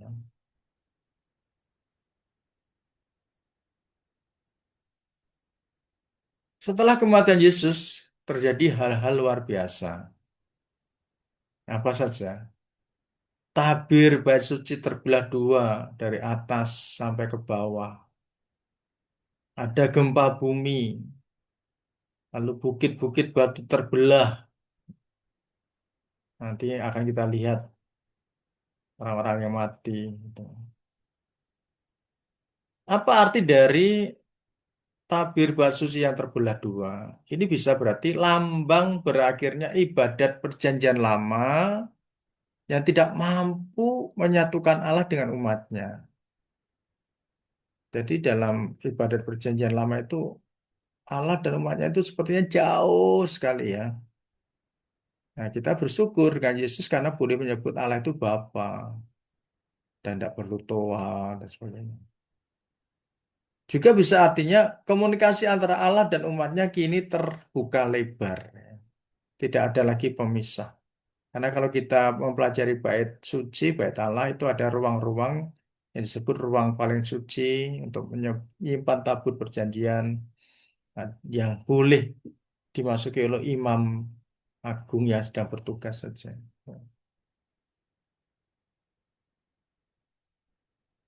Kemudian ini peristiwa-peristiwa lain yang terjadi yang luar biasa, kuburan-kuburan terbuka, banyak orang kudus yang telah meninggal bangkit. Dan sesudah kebangkitan Yesus, mereka pun keluar dari kubur, lalu masuk ke kota kudus dan menampakkan diri kepada banyak orang. Saudara-saudara, kejadian-kejadian seperti ini memang tidak mudah untuk dipahami. Kita bisa, nanti kita akan lihat juga penglihatan dari Suster Ana, tapi kita juga bisa berkata, sepertinya ya, penginjil Matius mau mewartakan bahwa wafat Yesus menandai kedatangan hari Tuhan, hari penghukuman bagi bangsa Yahudi yang menolak Yesus. Juga diwartakan bahwa zaman keselamatan telah dimulai. Tuh. Baik, waktu kita semakin. Nah, sekarang mari kita lihat beberapa cuplikan dari penglihatan Suster Ana terkait dengan peristiwa-peristiwa yang terjadi tadi ya. Suster Ana berkata ini, aku melihat jiwa Yesus pada saat ia wafat dalam rupa sebuah bola yang terang disertai oleh para malaikat. Di antaranya aku mengenali malaikat Gabriel yang menembus bumi di kaki salib. Aku juga melihat malaikat-malaikat ini mencampakkan sejumlah roh jahat ke dalam jurang yang dalam, atau Sheol ya. Dan aku mendengar Yesus memerintahkan sebagian jiwa-jiwa di limbo untuk memasuki kembali jasad di mana mereka dulu tinggal, supaya penglihatan ini meliputi para pendosa dengan kengerian yang mempertobatkan, dan supaya jiwa-jiwa ini menyampaikan kesaksian yang sungguh atas kealahannya. Jadi ini penglihatan yang diperoleh oleh Suster Anna Katarina Emmerich. Dia melihat jiwa Yesus saat dia wafatnya. Lalu juga ini tentang gempa, dia berkata ini. Gempa bumi dahsyat yang mengakibatkan terjadinya jurang dalam di Bukit Kalvari juga mengakibatkan kerusakan parah di berbagai belahan Palestina lainnya. Tetapi dampaknya yang paling fatal terjadi di Yerusalem. Kegaduhan dan kekacauan akibat robohnya rumah-rumah dan tembok-tembok kota di segala penjuru menimbulkan kepanikan hebat. Ditambah lagi dengan sekonyong-konyong munculnya orang-orang yang telah mati. Jiwa-jiwa ini menghadang orang-orang berdosa yang gemetar, yang berlarian tidak menyembunyikan diri dan menegur mereka dengan kecaman yang tajam. Jadi ini pengalaman mistik dari suster ini ya. Bapak Bumi. Kemudian dia juga ini ya. Itu tadi keterangan yang bisa saya tambahkan dari Suster Ana terkait dengan peristiwa-peristiwa yang luar biasa yang terjadi pada saat Yesus wafat di salib. Lalu diceritakan di ayat 54 dari Matius bab 27, kepala pasukan dan prajurit-prajuritnya yang menjaga Yesus menjadi sangat takut ketika mereka melihat gempa bumi dan apa yang telah terjadi lalu berkata, sungguh ya ini adalah anak Allah. Akhirnya ada pasukan Romawi, kepala pasukan yang percaya pada Yesus. Dan menurut Suster Ana, dia itu namanya Longinus atau Cassius. Ini nama Romawi. Lalu ketika bertobat dan menjadi pengikut Yesus, dia bernama Longinus. Dan konon dia menjadi seorang diakon, ya, dan menjadi pewarta. Tuh. Baik, kita sampai pada penutup. Seperti yang kemarin di pengantar, saya sudah katakan bahwa betulnya dengan mempelajari, mendalami sengsara ini, kita mau mengikuti Yesus, mau belajar seperti yang Yesus katakan di Injil Matius bab 11, ayat 28 sampai 29.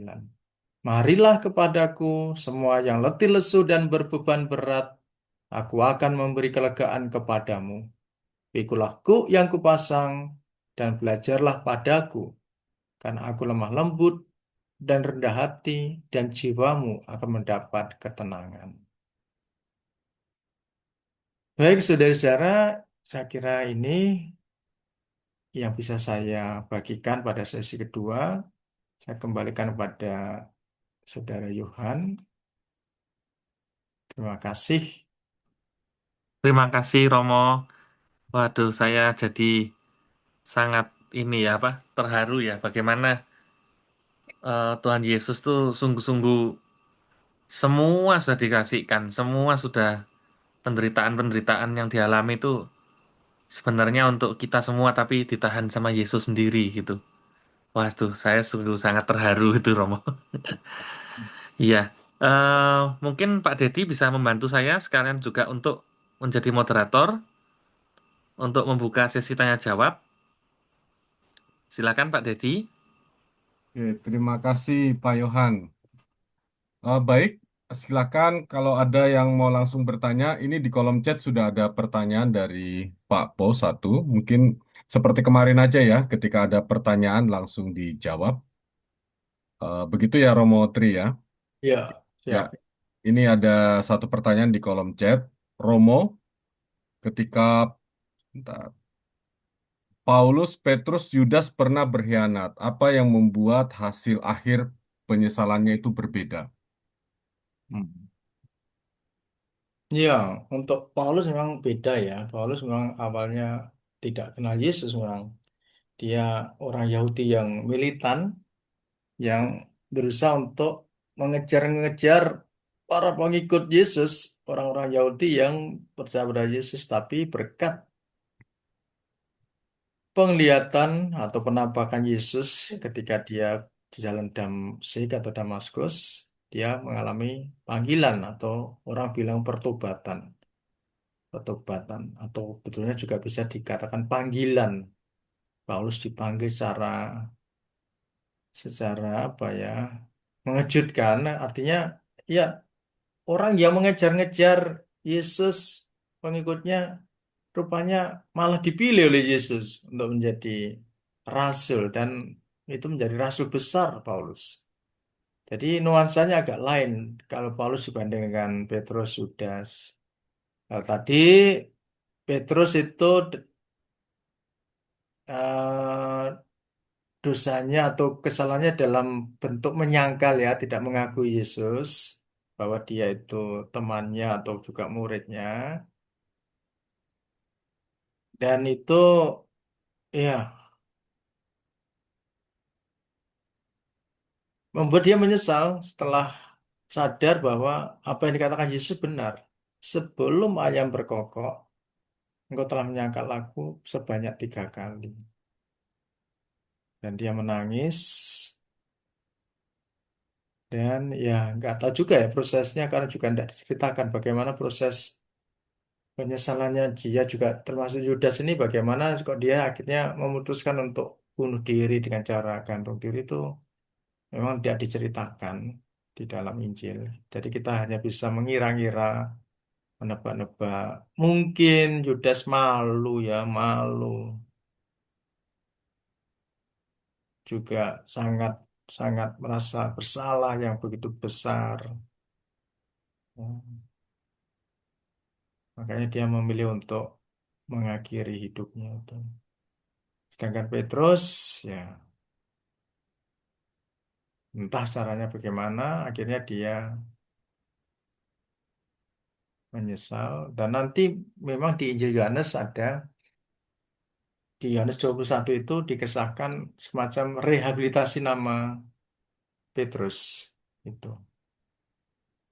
Itu dulu tanggapannya bisa. Tadi yang lain bisa juga memberikan tanggapan.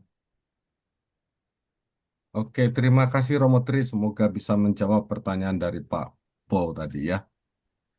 Selanjutnya ini ada ya sharing dari Bu Lucia Kudus. Apakah ini Bu Lucia dari Kota Kudus maksudnya ya? Hmm. Bu Lucia mengatakan terima kasih penjelasannya Romo sangat saya sampai menangis tadi. Waduh. Saya besok Minggu tugas membacakan kisah sengsara dan sungguh membantu. Ya, sungguh ya betul memang dikatakan kemarin kalau kita sungguh-sungguh mau ini juga salah satu yang dibuat oleh bidang pewartaan Paroki Blimbing supaya ketika pada saat pembacaan kisah sengsara dalam Minggu Palma tidak hanya mendengar tetapi akhirnya bisa masuk dan merasuki kita sehingga sungguh-sungguh eh, apa ya paham kisah sengsara Yesus itu bagaimana dan memang sengsara adalah jalan keselamatan bagi manusia. Atau mungkin Romo mau menanggapi sedikit? Saya kira cukup ya. Ya. Malah saya juga terkejut kok bisa menangis ya. Saya pikir tadi pada tidur ketika saya menjelaskan karena hening semua ya dan panjang sekali penjelasannya. Tapi justru Eh, diamnya karena menangis ya, luar biasa ya.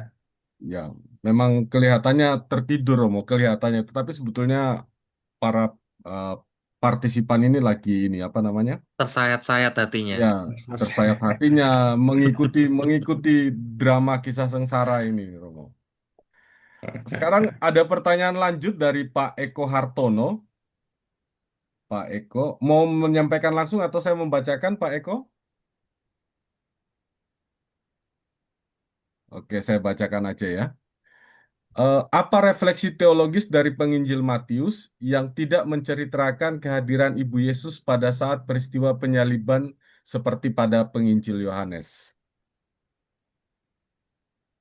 Iya, baik.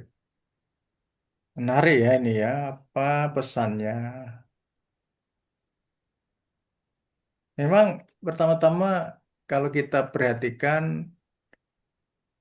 para penginjil itu mau menampilkan Yesus sebagai tokoh utama ya. Yesus sebagai tokoh utama sehingga tokoh-tokoh lain itu tidak diceritakan. Meskipun sebetulnya Maria itu hadir juga. Ya, Maria hadir. Nanti kalau kita lihat di saya di kelanjutannya ya, kelanjutannya itu beda memang dengan Yohanes ya. Kalau di Yohanes diceritakan, tapi di Injil lain itu diceritakan dari jauh para wanita itu Memandang. menyaksikan Mm. Yesus Lukas. disalib. Sedangkan di Yohanes mereka ada di dekat kaki salib. Nah, kalau tanggapan saya ya karena memang para penginjil itu umumnya mau menampilkan sosok utama yaitu Yesus sehingga karakter atau tokoh lain seperti Bunda Maria yang bagi kita juga penting itu tidak diceritakan. Gitu. Mm. Dan nanti juga berkaitan dengan teologi-teologi dari pengarang Injil itu. Karena dari Injil Yohanes kita akan mendapatkan pencerahan bahwa ya Maria itu menjadi ibu kita dan itu dikatakan oleh Yesus sendiri di atas kayu salib. Itu. Sedangkan di Matius itu tidak menjadi penekanan. Ya, tidak menjadi tunakanan sehingga tidak perlu dipisahkan, tidak perlu diceritakan secara eksplisit. Meskipun sebenarnya hadir mereka ya, hadir. Itu tanggapan saya, mungkin dari yang lain mau menanggapi, silakan. Baik, Romo, terima kasih. Apakah ada yang mau menanggapi yang lain? Iya. Selanjutnya kalau mau bertanya silakan klik tombol raise hand ya. Tapi ini Pak Alok di kolom chat minta izin untuk bertanya. Saya persilakan Pak Alok untuk open mic dan langsung bertanya. Itu Pak Alok ya. Iya, Silakan. baik. Uh, Terima Ya, kasih, oke. Pak Dimas. Selamat malam, Romo. Selamat malam, Bapak Ibu sekalian. Saya senang Malam. sekali. Ini pertama kali juga saya ikut Zoom di apa di gereja. Nah, Romo, saya ada dua pertanyaan, Romo. Yang pertama, bahwa kejadian di Getsemani itu membuktikan Yesus adalah benar-benar sebagai manusia dengan segala ketakutannya. Tapi kita juga tahu ada dogma vere Deus vere homo, di mana dia juga Allah. Pertanyaan saya, mengapa secara teologis mengapa kok Yesus itu begitu dalam tanda petik istilah sekarang itu lebay gitu loh. Kejadian di Getsemani padahal dia tahu dia Allah kan. Dia lebay seolah-olah dia sampai keluar keluar darah gitu walaupun itu eh, benar atau hanya sekedar semata kiasan itu, tapi itu kan di situ kejadian-kejadian seolah-olah sebagai bermanusia manusia. Padahal dia tahu nantinya sebagai Allah jadinya kayak apa itu udah tahu gitu. Nah, sebenarnya secara teologis apa yang dimaksudnya itu? Nah, nah sisi lain dari situ ialah kadang-kadang Yesus kan bisa bertindak sebagai Allah, misalkan mukjizat dan sebagainya. Dan ini sebagai manusia. Nah, pertanyaannya juga, ini pertanyaan 1A tadi, 1B-nya, apa kriterianya Yesus itu kok hari ini mau jadi Allah, besok jadi manusia, gitu loh. Apa kriterianya apa secara teologis? Kan itu bisa-bisanya dia aja gitu. Asumsi pakai bahasa sekarang. Pertanyaannya kedua, saya mengikuti dalam beberapa kali bacaan yang saya terima bahwa 14 perhentian dalam jalan salib itu Romo, itu terdapat 5 yang tidak ada di Injil. Terhadap 5 perhentian yang tidak ada di Injil. Salah satunya Veronica, kemudian jatuh pertama, kedua, ketiga, dan Yesus bertemu ibunya itu tidak ada di Injil. Nah, mungkin karena nggak ada di Injil, mungkin ada di Magisterium. Saya belum menemukan juga, ya, belum menemukan juga apakah ada di Magisterium atau tidak. Maksud saya pertanyaannya adalah, ini kan dengan adanya kelima perhentian ini seolah peristiwa penyaliban itu semakin lebih heroik dan penuh air mata gitu, dan menyentuh sisi manusia. Kembali saya ke Mas ya. Sebenarnya gereja apa sih dasarnya kok itu dimasukkan dalam 14 perhentian? Karena menurut saya yang 9 sisanya udah luar biasa. Ditambah 5 lagi, sisi humanisnya itu ketemu ibunya, dilap oleh Veronica, jatuh 3 kali kan dalam bahasa sekarang ya lebay lah gitu, berlebihan gitu. Itu Romo. Ya, Terima kasih Romo jawabannya. Selamat malam. terima kasih Pak Alok. Gimana langsung Pak Dedi ya? Silakan Romo. Terima kasih Pak Alok, saya berusaha untuk menanggapi. Dogma kita kan mengatakan bahwa Yesus sungguh Allah, sungguh manusia, ya kan? Kalau tadi dikatakan bahwa betulnya Yesus itu tahu bahwa dirinya kenapa kok dia lebih. Nah, berarti ini kan akan juga kontradiksi dengan ungkapan sungguh Allah, sungguh manusia. Artinya dia itu sungguh manusia, sungguh dan juga sungguh Allah. Nah, sebagai manusia dia ya seperti manusia lainnya, menderita, takut, menangis, itu. Jadi tidak pura-pura seperti yang dituduhkan oleh aliran bid'ah-bid'ah yang selama itu ada. Tidak pura-pura, tapi sungguh. Ya, Yesus itu sungguh manusia. Dan memang di dalam ketika Yesus historis seperti diceritakan dalam Injil, kita juga bisa bertanya kapan kealahan Yesus itu sungguh-sungguh disadari. Kapan para murid terutamanya itu menyadari bahwa Yesus itu sungguh-sungguh Tuhan, Mesias. Karena para murid itu sebenarnya masih ketika Yesus ketika Yesus bangkit pun mereka juga masih belum paham betul apa yang dikatakan Yesus. Bahwa dia pada hari ketika akan bangkit, seperti katakan kitab suci, itu mereka belum paham. Nah, sampai di situ itu mereka masih melihat Yesus itu sebagai ya, ya wes manusia seperti kita. Maka juga ada ini, kapan kealahan Yesus itu benar-benar disadari. Dan menurut pendapat saya ya ketika Yesus historis yang diceritakan dalam dalam Injil, keempat Injil itu ya para murid sendiri belum sungguh-sungguh sadar bahwa Yesus itu adalah Mesias. Meskipun Yesus sudah berangkali sudah berangkali mengatakan itu, mengatakan, sudah berangkali dikatakan anak manusia akan menderita, ditangkap, disiksa, lalu pada hari ketiga akan dibangkitkan. Itu Yesus sudah mengatakan itu. Nah, memang tidak mudah ya ini untuk ditanggapi, dijawab.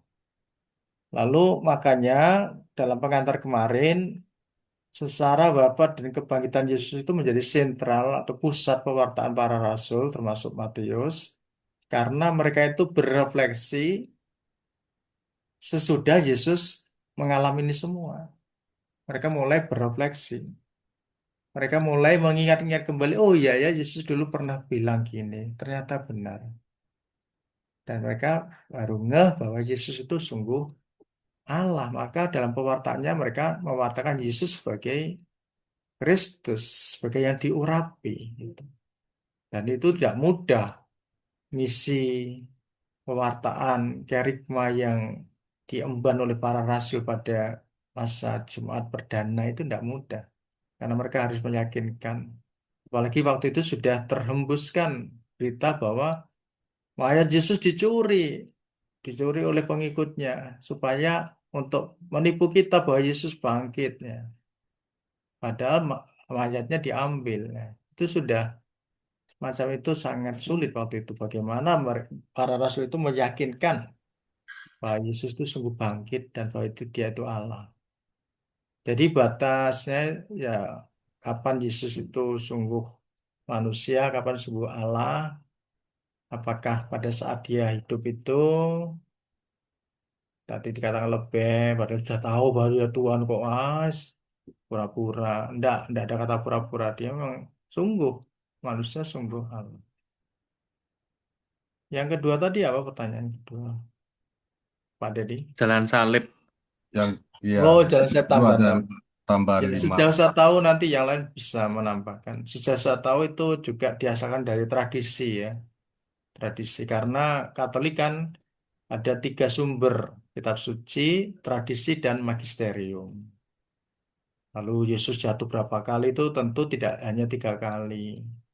Kalau mau diceritakan semua nanti tidak ada yang mau jalan salib. Ini 14 berhentian aja sudah, aduh kapan selesainya? Apalagi tambah lagi, ya kapan selesai?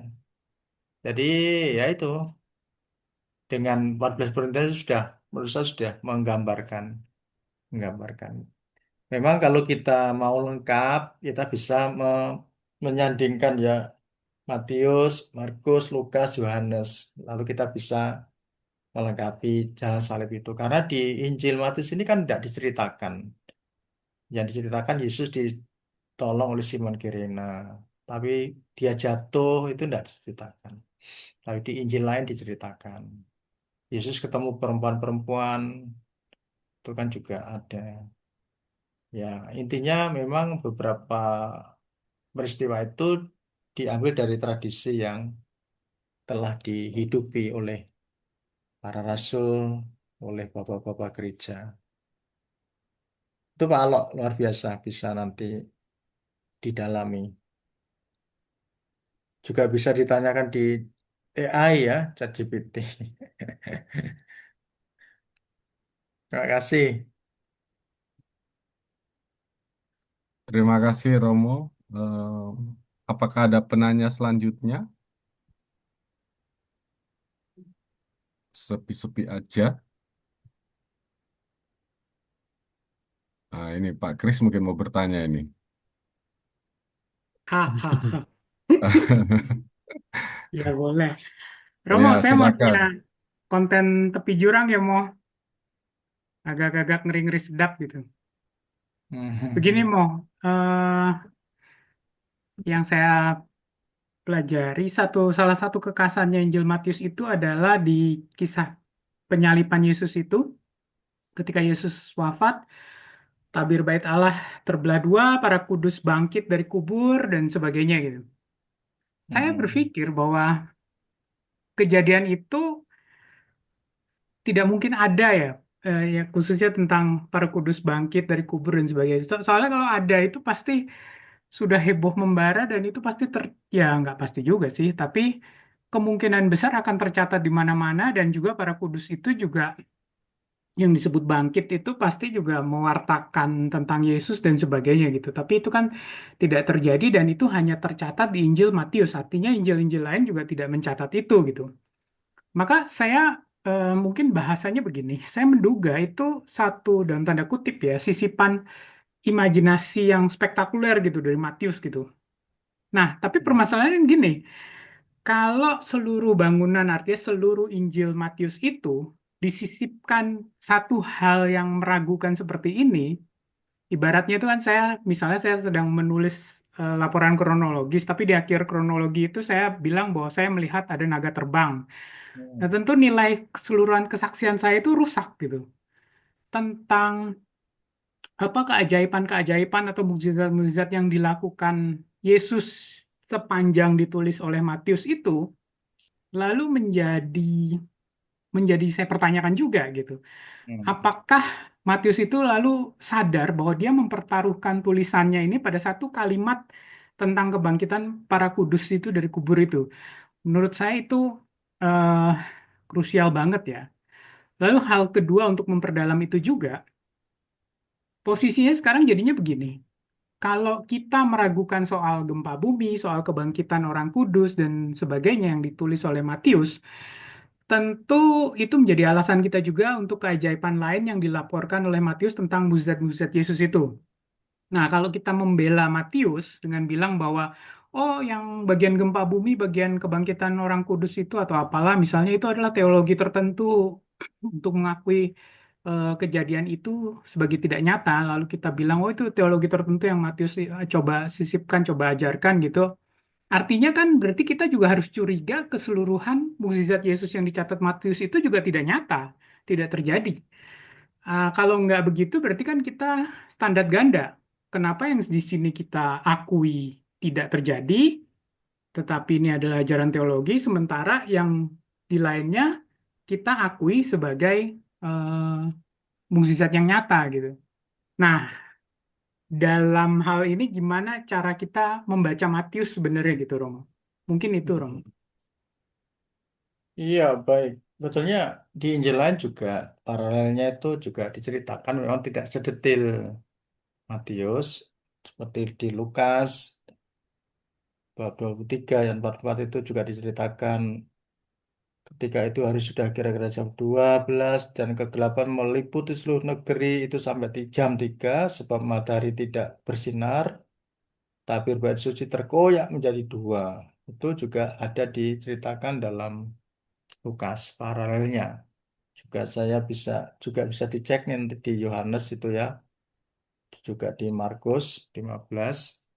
Artinya seperti dalam pengantar kemarin, memang mereka ada perbedaan, tapi untuk kisah sengsara babat ini, mereka punya kemiripan, baik ceritanya maupun urut-urutannya.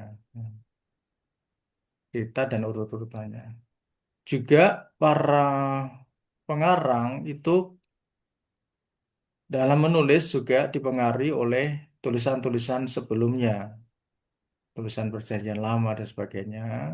Lalu kalau kita merujuk pada buku Romo Monsieur Pitt juga, memang di situ juga kita boleh bertanya seperti Pak Kris tadi, apakah benar? Nah, di dalam membaca teks suci semacam ini memang kita tidak bicara lagi apakah ini benar atau tidak. Ya. Tapi kita mau melihat itu. Sebetulnya apa intensi dari penginjil Matius ini dengan melukiskan atau menampilkan ada gempa, orang-orang mati, bangkit dari kubur, itu maksudnya apa? Seperti yang tadi saya tulis, eh, juga sudah jelaskan, kemungkinan ya penginjil Matius mau menampilkan, ya itu menggambarkan akhir zaman itu seperti itu. Ya. Dan dipengaruhi oleh misalkan Daniel, kitab Daniel atau kitab-kitab apokalipsi, apokalipsi yang lain dan sebagainya. Ya artinya tadi kalau Pak Kris tidak setuju boleh saja bahwa sebetulnya masing-masing pengarang itu punya pesan atau teologi sehingga dia dalam menceritakan membuat laporan itu ya disesuaikan dengan teologinya, pesannya. Nanti kalau Pak Erik atau kita membaca kisah sengsara menurut Yohanes, nanti kita bisa juga ragu-ragu karena di Yohanes tidak ada adegan Yudas mencium Yesus. Tidak ada Simon Kirena yang menolong Yesus, membawa, memanggul salibnya. Tidak ada. Kita bisa bertanya akhirnya, mana ini yang benar? Iman kita jadi rontok kalau kita membacanya secara historis, kritis gitu. Kita bisa rontok. Ya. Jadi untuk Pak Erik, Pak Kris ini bisa menjadi permenungan kita.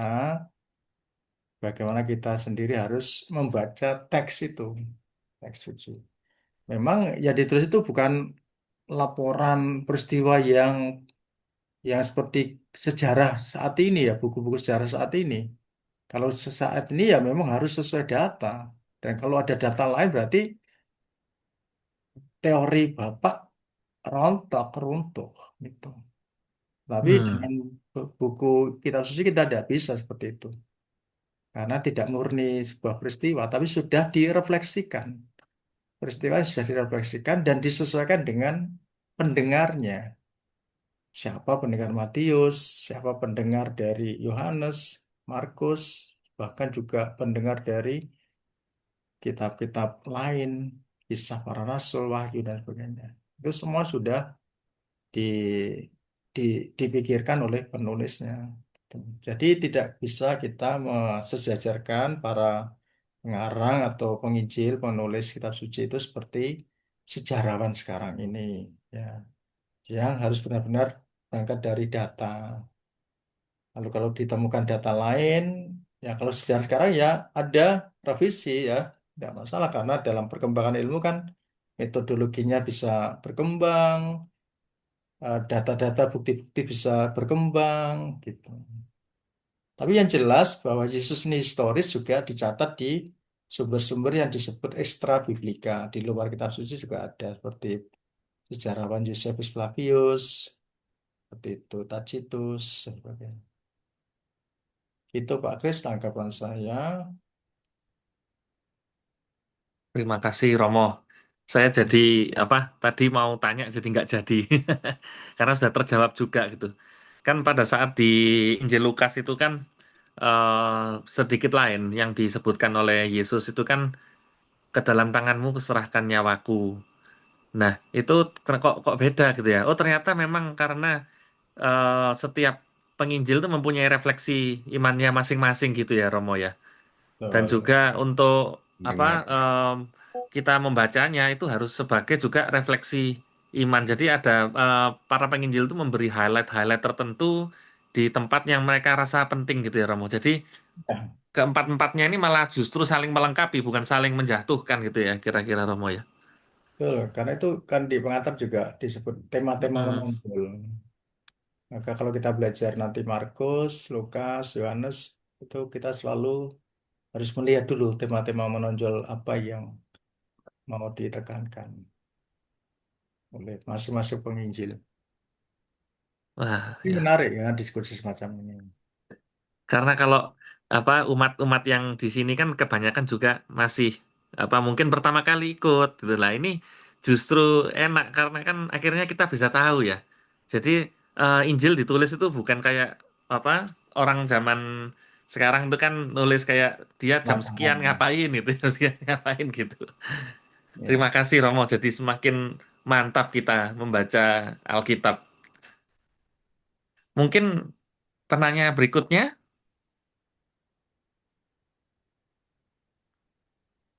Boleh Didi. sharing juga, bisa menangis itu, Atau bisa mungkin mau menangis, sharing, silahkan. sharing. Terutama yang saya lihat ada beberapa yang katekumen ya, Oh yang sudah ya, ikut ya. Silahkan jika ingin bertanya atau ingin sharing juga terserah. Jangan malu ya, kalian meskipun katekumen juga sudah hebat bisa sudah ikut di sini.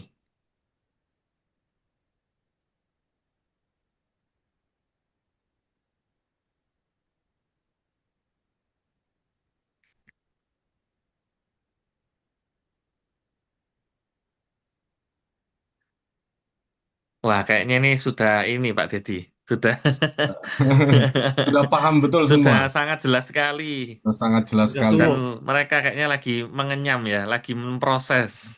Eh, eh. Mungkin kita atau berfoto dulu ya, Pak Deddy ya. Boleh. Apakah Arkadia sudah? Setelah ini ada acara apa? Oh, ataukah Suster Justina ini dari Lawang mungkin mau bertanya? Atau mau Mau sharing? foto. Atau mau sharing? Enggak, Mas. Terima kasih, Mas. Baik, kita Oke, dulu mungkin ya, Bapak. iya. Mungkin tolong semua di open kamera. Silakan Bapak Ibu yang ada di paroki untuk menghadap ke kamera yang di sebelah sini.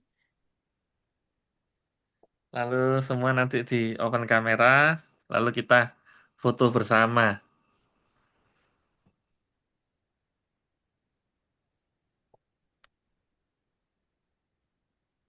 Ikut foto. Se- Ya, se- Setelah itu nanti kamera. dari Romo Ardi, saya mohon untuk memberi satu patah dua patah kata. Setelah itu ditutup dengan doa penutup. G bisa bisa dibuka kameranya Bapak Ibu yang ada di Zoom. Baik, operator siap? G. Satu, dua, tiga. Satu kali lagi yang halaman satu. Halaman satu, baik satu, dua, tiga. Baik, kemudian yang halaman dua, Ternyata nggak tidur kok. halaman dua, satu, dua, tiga. Terima Baik, kasih. G, satu kali lagi yang halaman dua, satu, dua, Senyum tiga. dong. G, baik, terima kasih. Loh, Terima oh, kasih. Romo Anang baru membuka itunya. Ulangi, ulangi. Romo Anang. Kasih.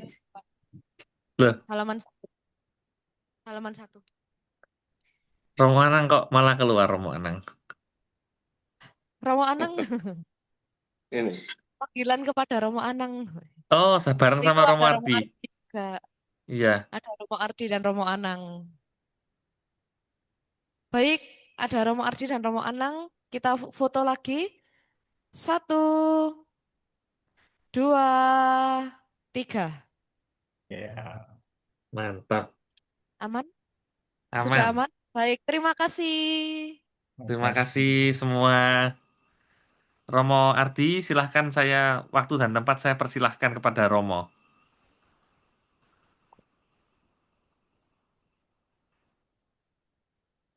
Masih ke mute, Romo?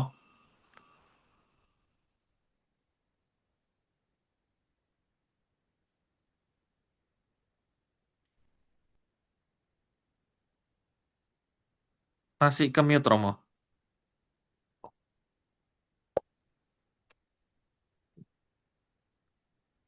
Baik, pertama-tama tentu saya mengucapkan banyak terima kasih kepada Romo Triwardoyo yang telah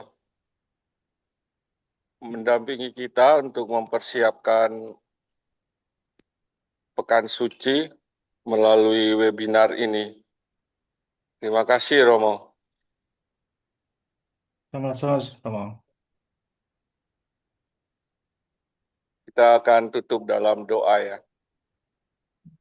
Sebelum doa saya juga terima kasih pada Romo Ardi, Dalam Romo nama Bapa, Frans, Rom, dan Romo Anang, seksi pewartaan Johan sudah memberi kesempatan kepada saya untuk memberi sesuatu buat umat Blimbing. Ya bagi saya umat Blimbing sangat perhatian pada seminari, pada calon imam di sini ya.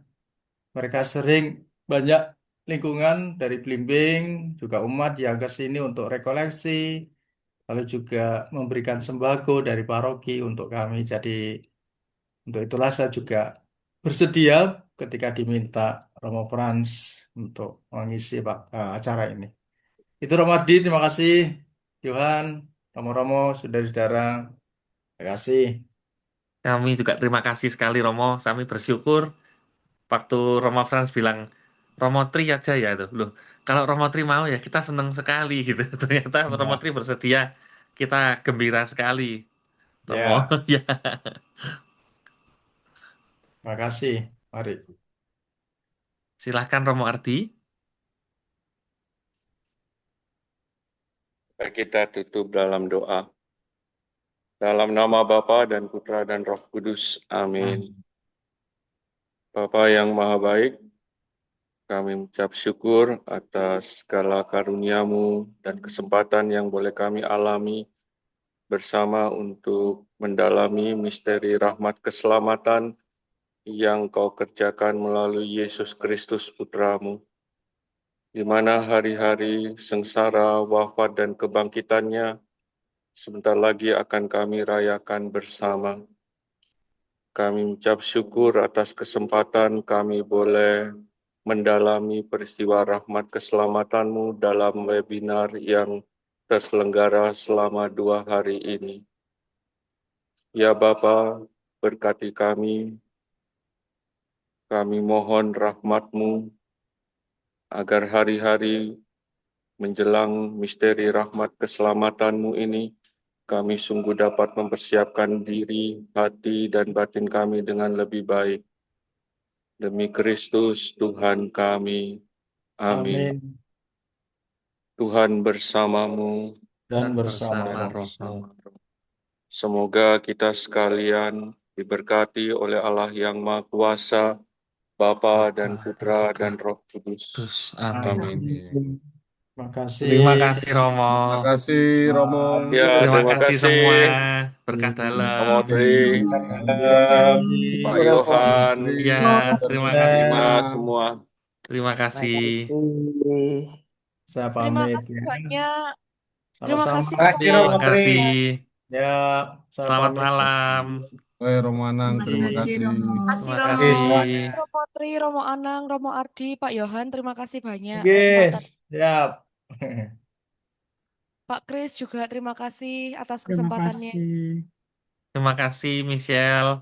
Terima kasih tim Arkadia yang lain.